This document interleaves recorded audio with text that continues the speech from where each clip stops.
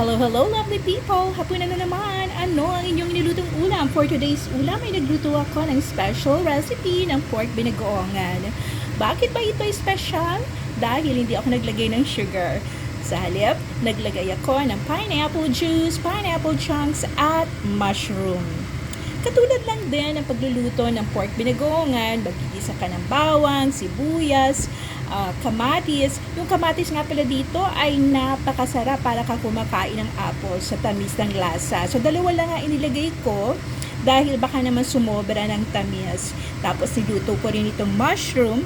At kahapon ay nagluto ako ng lechong kawali, pero hindi ko kinain dahil ito nga ay gagamitin ko sa pagluto ng aking pork binagoongan. So, mas masarap yung lasa kapag lechong kawali yung ginamit. Kung wala naman lechong kawali, then pwede rin naman yung mga sariwang pork ang gagamitin at lulutuin na lang, papalambutin. Nilagyan ko ito ng bagoong ng Barrio Fiesta dahil yun lang naman yung mabibili dito. Pero kung gusto niyo rin yung sariwang bagoong, timplahan nyo na lang kung naaayon sa inyong panlasa, maalat, matamis. Okay, then wala ako ditong chilies na sariwa, kaya chili oil yung aking ginamit para medyo maanghang. Ang kaibahan lang nito ay nag-aagaw yung tamis, yung anghang, yung alat ng pampalasa na ating ginamit. At naglagay ako ng malaking talong, kaya marami na akong na-cut na talong, pero isang piraso lang yan, kaya ayan.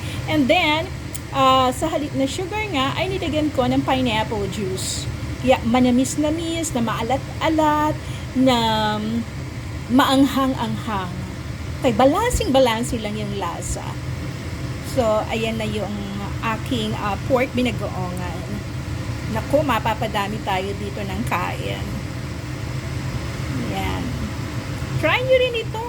Lagyan nyo ng pineapple juice, pineapple chunks. Kahit wala ng mushroom, okay lang.